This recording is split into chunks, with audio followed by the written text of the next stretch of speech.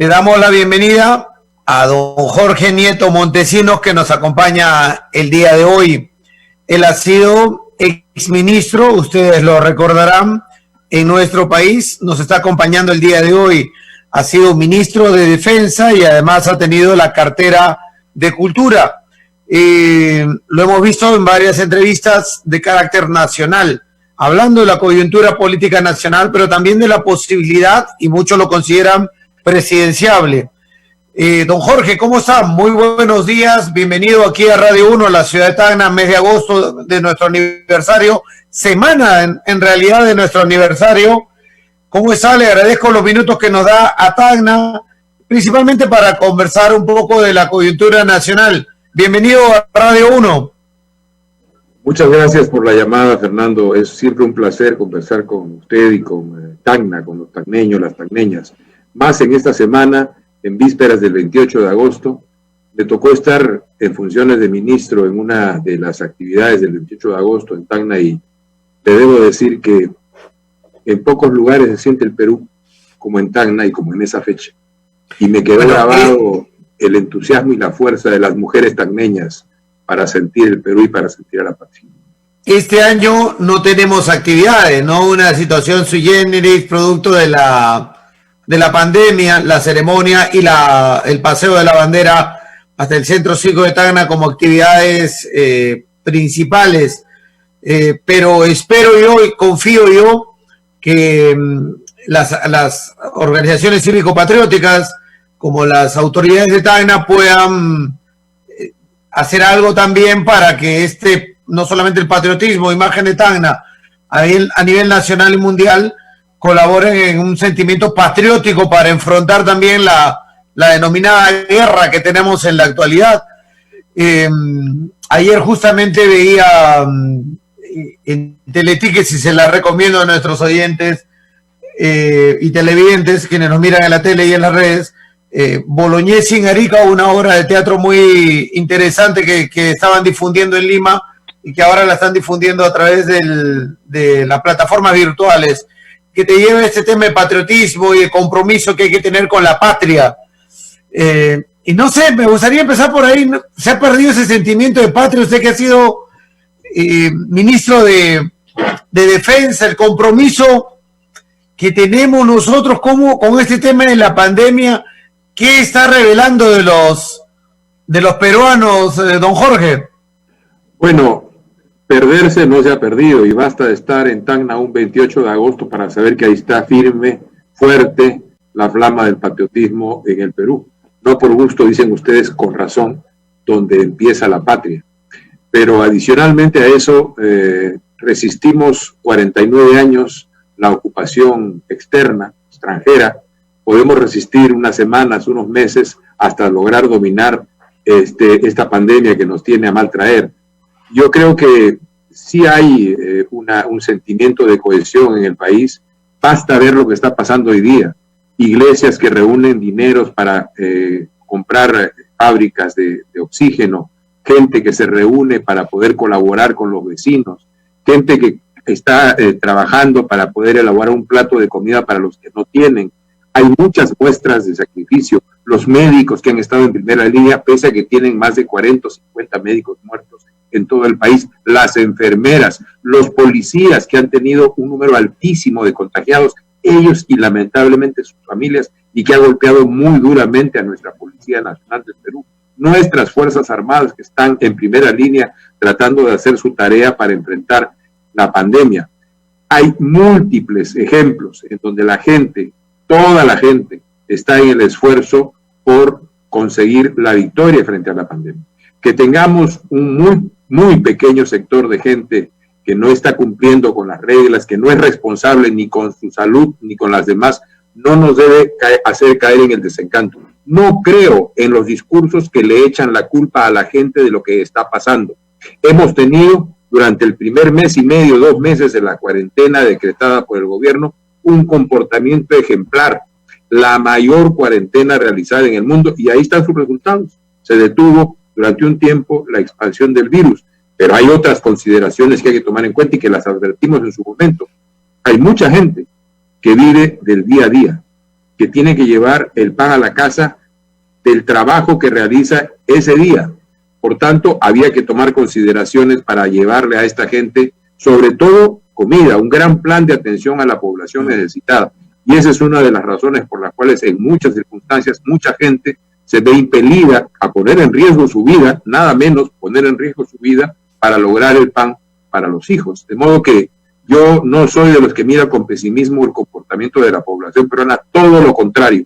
Y no debemos hacer que ciertos lunares sean motivo para generalizar un comportamiento antipatriótico en la mayoría del Perú. Incluso el sur tuvo un mejor comportamiento, creo, lo digo como opinión, que otros lugares del país, porque es la última zona que afecta, porque ciudades como Arequipa, Cusco, Puno, Moquegua, Tacna, recibimos la última oleada, pero porque nos mantuvimos más en cuarentena, tratamos de aguantar, y sabíamos que esos martillazos eran para ganar tiempo, que en un momento nos iba a llegar la ola. Ya nos está llegando ahora, estamos aguantando, estamos resistiendo, igual estamos saturados, pero tiene que ver con un tema de que ha habido un comportamiento y ha habido un interés por nosotros, por nuestra familia, por nuestra región, por nuestro país, ¿no? Pero ya en lo económico nos ha golpeado y ha habido gente que ha tenido que salir, ha tenido que ir a otros lugares, ha habido también irresponsables, ¿no es cierto? Pero eso nos lleva a una situación complicada. El gobierno estuvo a la altura, el gobierno está a la altura en este momento, se siente un liderazgo como para poder encabezar esta pandemia, se tomó las medidas adecuadas para enfrentarla en el lado sanitario y sobre todo en el lado económico para afrontar esta pandemia. Mire, yo lo dije desde casi el inicio de la pandemia, sugerí, aconsejé y hasta pedí por favor que se convocara al COEN, que nos fue tan útil en el fenómeno del niño costero en el verano del 2017 que me tocó coordinar. ¿Por qué el COEN?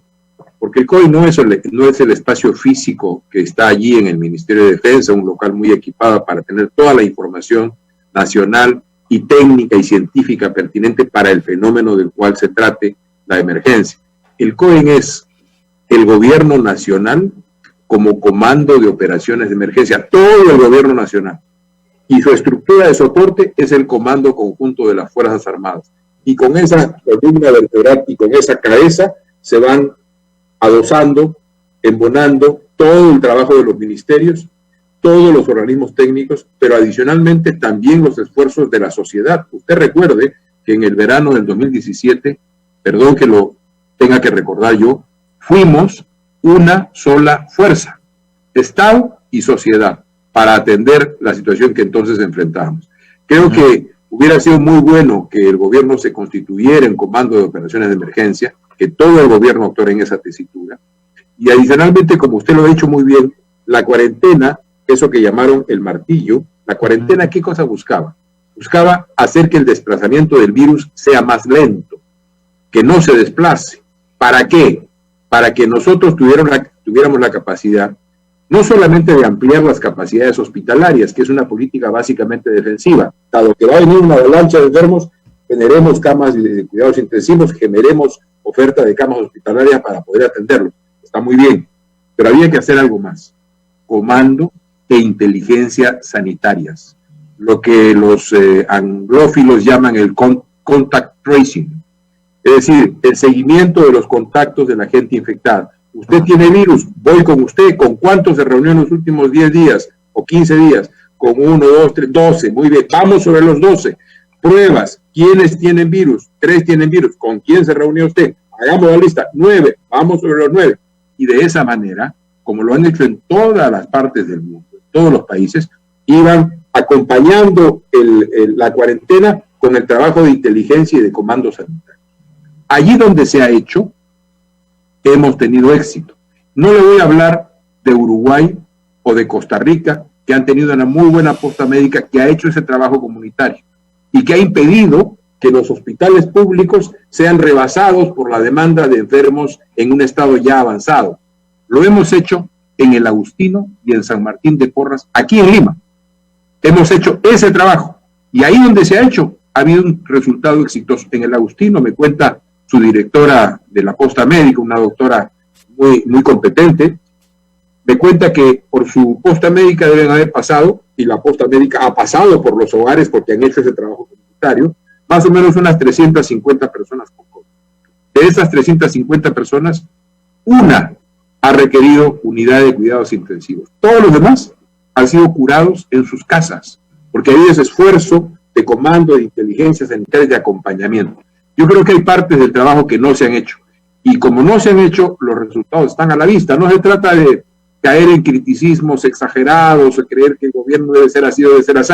El hecho es que tenemos uno de los resultados sanitarios peores del mundo, medidos por contagiados o por muertos por 100,000 o por millón de personas, y tenemos una situación económica muy complicada con una recesión también de las más altas del mundo. Entonces, la pregunta es, si hicimos todo tan bien, ¿por qué estamos tan mal? Ahora, ese COE que me menciona usted, que debe haber sido activado, ¿por qué cree usted el gobierno tuvo las dudas de activarlo?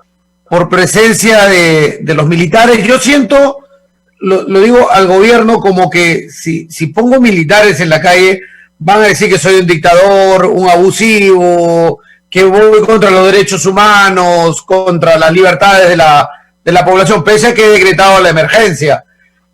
¿No siente por ahí que ha habido ciertos temores de ser más rígidos y nos han en cierto momento soltado la correa? Ya ustedes vean qué hacen.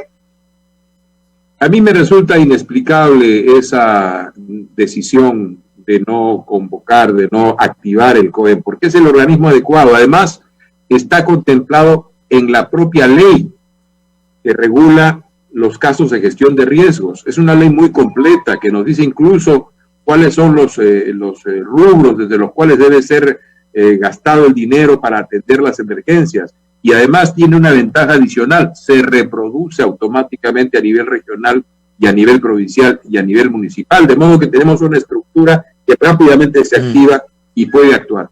Yo puedo dar fe de que si algún estamento de la sociedad peruana sabe claramente, y le ha costado aprenderlo, sabe claramente cuál es su rol constitucional, son las Fuerzas Armadas. Claramente. Ellos tienen mapeado todo, además. No tienen la información, tienen la data. Yo lo digo siempre cuando discuto con algunos amigos generales, sobre todo retirados, que piensan que las Fuerzas Armadas deben dedicarse a lo que ellos llaman las tareas convencionales de la defensa, y que ven con un poco de desprecio, de actitud conmiserativa, el hecho de que las Fuerzas Armadas asuman también la gestión de riesgos y desastres como una de sus tareas fundamentales. La principal estructura logística y organizativa que tiene el Perú son nuestras Fuerzas Armadas. Y no es un problema de decisión, de elección. Si ocurren riesgos como terremotos, como inundaciones, como incendios o como esta pandemia, el Perú no puede darse el lujo de no usar esa principal capacidad logística y organizativa para enfrentar la situación. No es una decisión que pueda tomarse, está allí. Hacerlo es casi lo natural. Por tanto, lo que necesitamos más bien es desarrollar cosas que ya vienen haciendo las Fuerzas Armadas, sus capacidades para atender este tipo de situaciones. Hay ejemplos de esto en el mundo. La UME en España, la Unidad Militar de Emergencia, es un destacamento, una columna, un conjunto de personal militar totalmente equipado para atender distintos tipos de emergencias.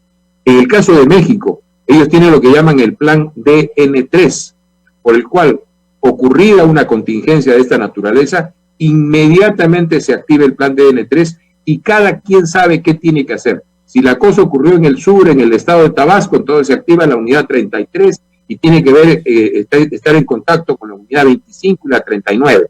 Si ocurre un incendio en el norte del país, se activa tal y cual. Esto es parte de las tareas y lo va a hacer cada vez más por una razón muy sencilla, Fernando. El cambio climático está ocurriendo de una manera acelerada en el mundo.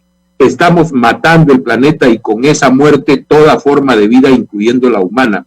Y la principal estructura logística que tenemos para hacernos cargo de esa amenaza que es global son nuestras Fuerzas Armadas. Es como lo que sucedió hace unos años en Tacna, poniendo caso local. Viene el Huayco, se lleva Mirabe, y quien tiene que actuar rápido con defensa civil es el ejército. Tiene la maquinaria, tiene los equipos, debe ir a brindar ayuda. Vienen las lluvias, entran los Huaicos, entran a la ciudad, y estamos a los municipios haciendo agua, la región haciendo agua, cuando quien tiene que poner el brazo de soporte también tiene que ser el ejército y darle esa intervención y participación activa en la emergencia. Ahora, el ejército también tiene que tener participación activa con la sociedad civil. Mire, usted lo vio seguramente en el verano del 2017 cuando atendimos el fenómeno del niño costero. Lo hicimos rápido y lo hicimos bien. Y no hubo nadie que necesitara ayuda o apoyo que se quedara sin tener esa ayuda o apoyo. Y nuestras Fuerzas Armadas, las tres armas, actuaron con disciplina, con organización, con entrega y con cariño. No hay que olvidarlo. Cuidaron de su población. Y por tanto yo creo que ahí tenemos un activo que no podemos olvidar. Ojalá que se le diera más espacio, porque es una estructura organizada, disciplinada, que puede hacer que las cosas ocurran mejor en muchos frentes. ¿Por qué cree que el gobierno no decidió llevar adelante un comando de inteligencia sanitaria, un monitoreo, seguimiento de las personas que resultaban positivos? Mire, el día de hoy todavía siguen estando allí en las redes muchachos investigadores, epidemiólogos, estadísticos que piden esto, que están insistiendo en esto, que están ofreciendo además sus capacidades. Son gente que tiene conocimientos científicos de distinto tipo para poder ayudar al gobierno a tener un seguimiento más preciso de los datos en relación con la pandemia, para que todos sepamos cómo está evolucionando el fenómeno y tengamos una información seria, consistente. En los últimos días hemos escuchado algunas expresiones de quienes están a cargo de algunos de los sectores frente al problema, muy desalentadoras. Algo así como: estamos en el Perú y aquí no podemos saber porque no tenemos capacidades que no estamos usando. Le he hablado de las Fuerzas Armadas, le hablo ahora de un ejército civil, o por lo menos de un pequeño comando civil de estadísticos, de gente de ciencia, de epidemiólogos, que tienen conocimiento de estas cosas, algunos de los cuales prestan servicios en otros sistemas de salud pública del mundo. No veo por qué no podamos abrir un espacio para que esta gente también, nuestros científicos, entren, participen, desarrollen. La Universidad Cayetano Heredia ha elaborado una prueba molecular rápida, junta lo mejor de ambos mundos. La prueba más precisa, que es la molecular, y al mismo tiempo una prueba molecular rápida. Es la hora en que no son aprobados los protocolos en el organismo pertinente para que esto sea rápidamente producido y aplicado en el Perú.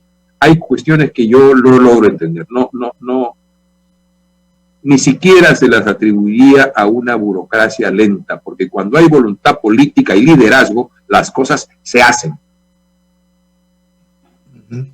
Ahora, usted es sociólogo. Cuando la pandemia nos atacó, nos llegó, la venimos siguiendo, se lo cuento un poco como medio: China, Europa, ¿no? Italia, España, Gran Bretaña, llega a Latinoamérica, Brasil y llega a Perú. Y lo que pasó cuando se dio la emergencia fue que nos pilló y nos paró y nos desnudó. Era como que estuviéramos en la ducha y nos jalan la cortina. Así estás tú y tu familia. Y muchos estaban calatos, otros más o menos y otros de repente preparados, pero la mayoría, creo yo, calatos. Y desnudó el país así, y decíamos que era un país en bonanza económica, en crecimiento, el modelo económico y todo, pero empezaron a salir otras cifras: 70% de informalidad, ¿no? Y todo lo que teníamos ahí, sistema de salud precario, el sistema educativo con las falencias que hemos visto. ¿Qué nos va a enseñar esta pandemia si vemos personas que mueren en discotecas a esa altura, que no hay seguimiento a los infectados, que las cifras crecen? Se dice que los muertos empiezan a bajar, pero ¿hasta qué punto hemos debido llegar para que bajen?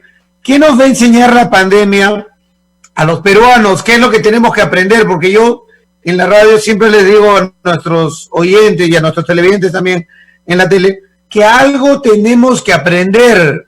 Como usted lo mencionó hace un rato, con el medio ambiente, ojalá cambiemos muchas cosas con el medio ambiente. Nuestra relación o la relación de las mineras con las comunidades o las zonas donde están instaladas, que tienen que tener mayor presencia. La lucha contra la corrupción que hemos visto ahora y que se destapó hace algunos años. O sea, algo tenemos que sacar de positivos los peruanos, el país, el sistema, para que esto no se vuelva a repetir y estemos más empoderados como ciudadanos, como familias peruanas. Tengo un niño que tiene 15 años, un joven que tiene 15 años. Está haciendo su sistema educativo, como todos los niños y chicas del país, a través de las redes. Le tocó hacer un trabajo sobre la guerra con Chile en su curso de Ciencias Sociales. Y me pidió que le apoyara un poco en ese trabajo. Entonces me metí a buscar libros en el mundo virtual y encontré un viejo libro de Heraclio Bonilla sobre la guerra con Chile, magnífico libro, escrito allá en el sesquicentenario que festejamos en el año 74 aquí en el Perú. Sesquicentenario de la batalla de Ayacucho. ¿Qué cosa uno ve en ese libro? Que estamos hablando de la sociedad peruana de hace más de 100 años. ¿Qué ve cuando lo compara con la pandemia? Uno ve un retrato moral de la sociedad peruana muy parecido. Las mismas distancias, los mismos rencores, las mismas indiferencias, los mismos abismos sociales, la enorme incapacidad de la élite política para pensar más allá de sus propios y pequeños intereses y pensar en el conjunto del país, la corrupción rampante, presidentes que se roban el dinero y se fugan con lo que debió ser invertido en armamento para el Perú, líderes que están pensando solamente en su hacienda y no en el destino de la población peruana. Cuando uno mira eso y vuelve los ojos sobre lo que está pasando hoy día, volvemos a encontrar un retrato moral muy parecido. Hay cosas que han cambiado y han cambiado para bien, pero algunas distancias, algunos desprecios, algunos rencores, algunas indiferencias siguen tan sólidas, tan fuertes como hace más de 150 años. ¿En qué estamos en este momento? Cada hecho catártico y más de 60,000 muertos, resultado de la pandemia, no necesariamente todos con COVID, pero resultados de la pandemia todos, sí, más de 60,000 muertos y probablemente a final de año vamos a tener cifras aún más horribles, son un hecho catártico para cualquier sociedad. Cada vez que hemos tenido situaciones fuertes que han removido la sociedad peruana, se abre luego de esa situación lo que yo llamo un momento reformador. Como usted dice muy bien, la sociedad está dispuesta a preguntarse qué hemos hecho mal, qué tenemos que resolver, qué tenemos que cambiar. Y yo creo que la pandemia lo que nos deja en este momento como lección a todos, y hay que verlo así, y hay que construir soluciones para eso, lo que nos deja es por lo menos dos lecciones fuertes. Una, necesitamos un Estado que responda al interés público, que sus decisiones sean informadas por el interés de todos y que no sea un Estado que esté pensando en el porcentaje o quién es el comprador o el vendedor de tal o cual mascarilla, de tal o cual medicina, de tal o cual implemento, porque quien está pensando así no está pensando en el conjunto, está pensando en su bolsillo. Entonces, primera lección, recuperar el Estado para el interés público, porque tenemos muchas veces un Estado capturado por intereses corporativos, de todos, grandes, medianos y pequeñitos, pero capturado por intereses corporativos. Primera lección. Segunda lección, necesitamos volver a introducir en la agenda pública políticas contra las desigualdades, porque somos un país de grandes abismos sociales. Las desigualdades están allí flagrantes frente a nuestra vista y nos hemos acostumbrado a verlas como si fueran naturales y no lo son. Son resultado de indiferencia y de inacción de la sociedad y del Estado. Necesitamos reintroducir políticas de igualación, de igualdad, para que todos entremos parejos al mercado y a la competencia. ¿Y cuáles son esas políticas que son las grandes igualadoras? Tampoco hay que descubrir la pólvora. Básicamente tres. La primera, salud pública de calidad. Salud pública de calidad al acceso de la mayoría de peruanos. Que ir a la posta médica o ir al hospital público sea como ir a la mejor clínica privada, no le voy a decir del Perú, que son buenas, pero hasta por ahí nomás, a la mejor clínica del mundo. ¿Por qué no podemos aspirar los peruanos a tener un sistema de salud pública de calidad? Lo tienen en otros países vecinos de la región. No le estoy hablando de Europa o de Norteamérica, le estoy hablando de los países vecinos de la región. Incluso algunos más pequeños que nuestros.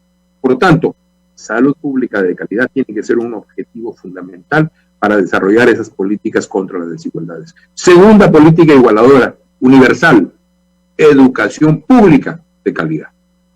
Hoy día, forzados por las circunstancias, de una manera trágica, la pandemia nos ha obligado a usar este tipo de aplicaciones, de redes sociales, también para el sistema educativo. Pero le doy datos, Fernando. Solo el 27% de hogares tiene internet en casa. Si uno mira esa cifra en hogares urbanos, se extiende al 39%. ¿Qué le estoy diciendo? 60% de los hogares urbanos no tienen internet en casa. Y si uno mira la cifra en términos de población de hogares rurales, se reduce al 5%. Casi el 95% de hogares en el campo no tienen acceso al internet.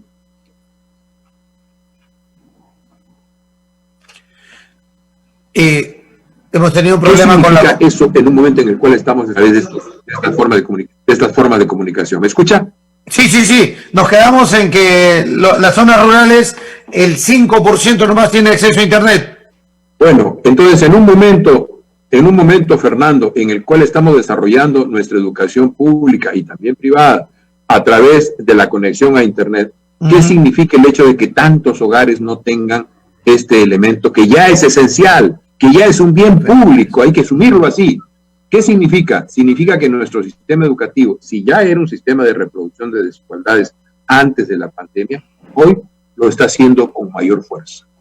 Y pese al enorme empeño que están poniendo nuestros maestros para poder asimilar estas nuevas metodologías y técnicas de comunicación con los estudiantes, con las estudiantes, pese al enorme esfuerzo que estamos haciendo como país, como sistema educativo, sin embargo, las condiciones estructurales nos obligan a ver que este tema, por ejemplo, el tema de la conectividad, es una de las desigualdades que tenemos que abatir y muy prontamente.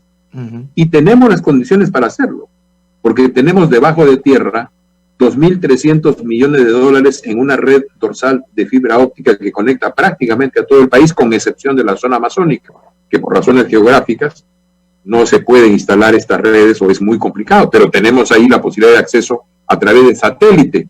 Ya tenemos un convenio con el Pacto Andino que nos permite tener acceso a una red 740 megahertz para la zona amazónica que no estamos usando. Entonces, yo creo que hay un tema que la pandemia nos deja varias lecciones que tienen que ser asimiladas. Y el tercer igualador universal también se sabe: seguridad pública. ¿El Estado se hizo para qué? ¿Para qué es el pacto estatal, según lo llamó en su momento un clásico del pensamiento político, Thomas Hobbes? ¿Para qué es? Para que el hombre no sea el lobo del hombre, para que la paz reine en los caminos, decía él, para que haya seguridad para la vida humana, para que cada quien pueda desplazarse de modo que le parezca, para realizar su vida, hacer su comercio, su trabajo, su vida profesional, etcétera. Bueno, una muy buena seguridad, una seguridad de calidad también la necesitamos para que la vida peruana, además de saludable, además de educada, sea tranquila y pacífica. Y aquí quisiera notar un tema fundamental que no puedo dejar de llamarlo, de mencionarlo, sobre todo en Tacna. Esa seguridad tiene que ser, además, tiene que tener un acento muy especial no solamente en el despliegue de las mismas capacidades y igualdad de oportunidades, sino en el cuidado de nuestras mujeres. Tenemos una cifra de feminicidios que es vergonzosa, lamentable. No podemos permitir que la mitad de nuestra población productiva camine nuestras calles con miedo. No solo porque éticamente es incorrecto, sino porque económica y productivamente es dañino. Entonces, yo creo que la pandemia nos deja lecciones que tienen que ser muy rápidamente asimiladas, y la importancia de las próximas elecciones estriba precisamente en eso, Fernando, en que vamos a tener unas elecciones en un momento que yo llamo un momento reformador. Cada vez que hemos tenido situaciones traumáticas en el Perú, ha habido luego un momento en el cual la sociedad se hace las preguntas que usted menciona. ¿Qué está mal? ¿Qué debemos cambiar? ¿Cómo lo debemos hacer? Bueno, esperemos que el 2021 nos encuentre con un gobierno que tenga una visión de largo plazo, que esté comprometido con el desarrollo del país, que sepa, que tenga el conocimiento político para poder conducir el Estado en una sociedad tan compleja como la peruana. ¿Y qué tiene que pasar? Porque o sea, tenemos que ir por acuerdo nacional, por Pacto Perú, otros proponen cambios constitucionales, que ahí está el problema madre, la raíz de todo.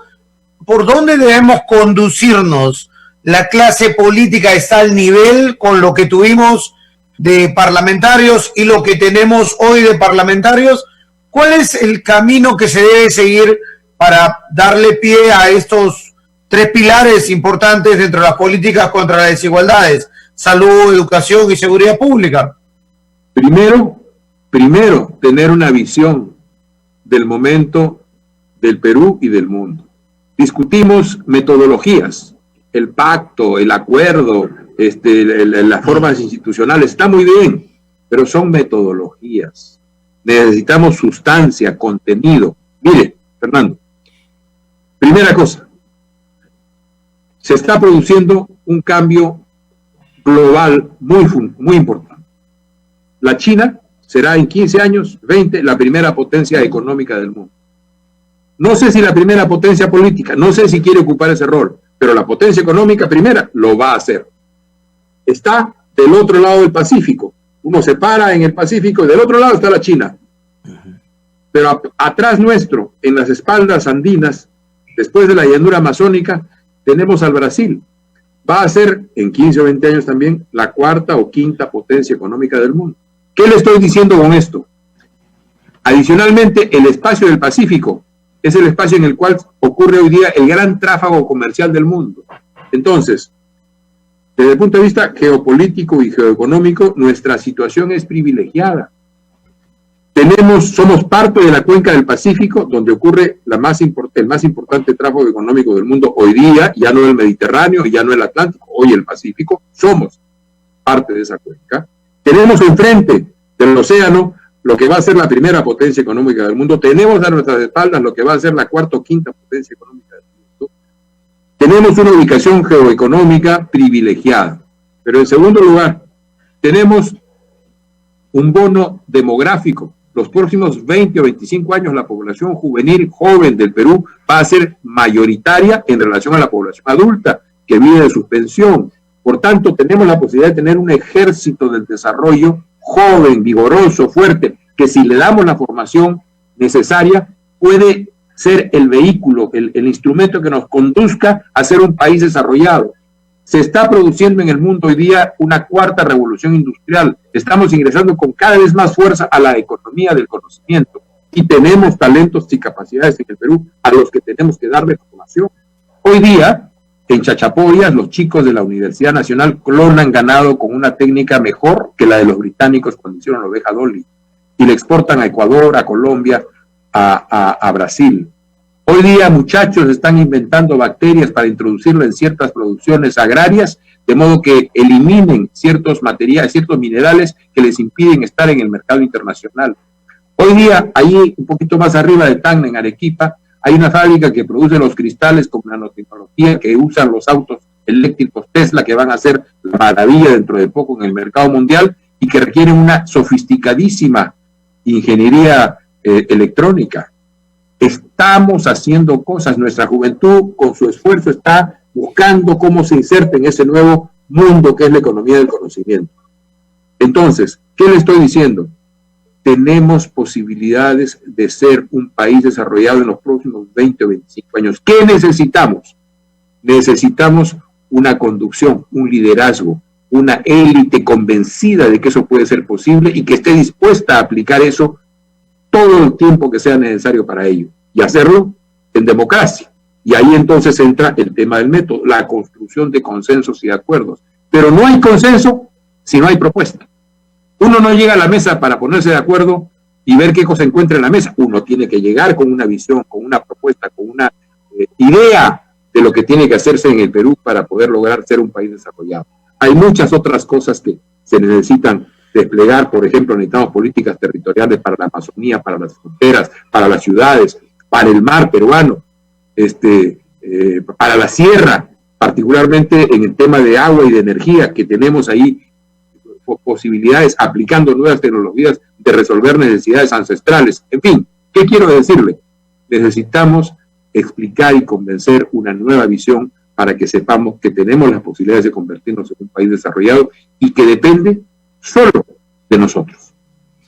Ahora, usted me dice que hay una élite política, pero esa élite política tiene que cambiar, tiene que ser diferente, hay que buscar nuevos nombres, nuevas personas, nuevas capacidades. Estoy seguro que en el país hay las personas adecuadas, hay que invitarlas, hay que darles la confianza para que hagan estas transformaciones y hasta quizás una revolución que tiene que venir en el país. Pero todo está armado para ellos, es decir, usted estaba conformando un grupo político, no sé cómo le va.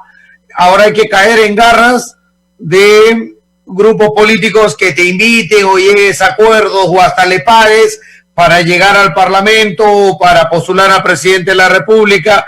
Sin algo has llamado la atención para que te pongan de cabeza y luego te llenen con su gente de los partidos políticos. Mientras tengamos eso, la posibilidad de renovación, de convencer, de trabajar desde abajo para llegar a hacer cambios, que pueden ser desde lo nacional, que sería lo óptimo, hasta siquiera rodaría un caso regional, ¿no?, de éxito, va a tener que enfrentarse contra corriente, y se tiene uno que enfrentar contra corriente para buscar esos cambios en la política peruana. Usted tiene toda la razón. El Congreso no ha tenido vocación de inclusión política con las decisiones que ha tomado recientemente. Nos han puesto como plazo el 30 de septiembre, pero un mes y medio no compensa ni de lejos los 4 meses que hemos tenido de para por la cuarentena.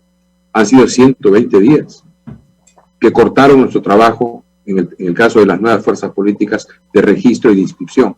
Pese a ello, Fernando, hoy día que usted y yo conversamos, hay militantes en todo el país del Partido del Buen Gobierno trabajando para construir los comités provinciales y las afiliaciones que necesitamos para registrarnos como partido. Estamos en ese esfuerzo y yo quiero saludar a los militantes del Partido del Buen Gobierno en Tacna, que también están trabajando para constituir comités provinciales y para constituir las afiliaciones que necesitamos para registrarnos.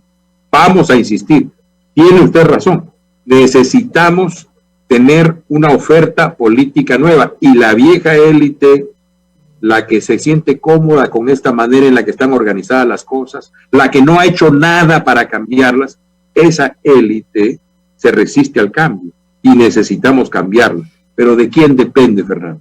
Pueden hacer trampa, pueden poner dificultades, pueden ponernos problemas en el camino, pero finalmente ¿de quién depende?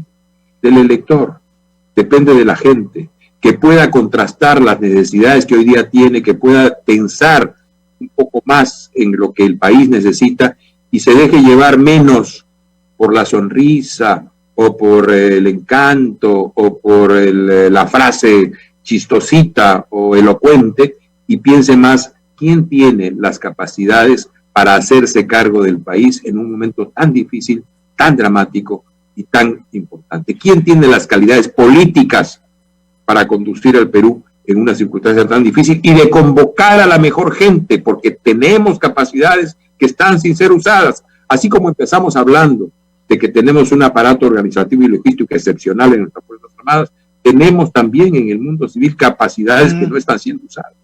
Necesitamos... Estamos viendo en la ciencia, por ejemplo, ahora, ¿no?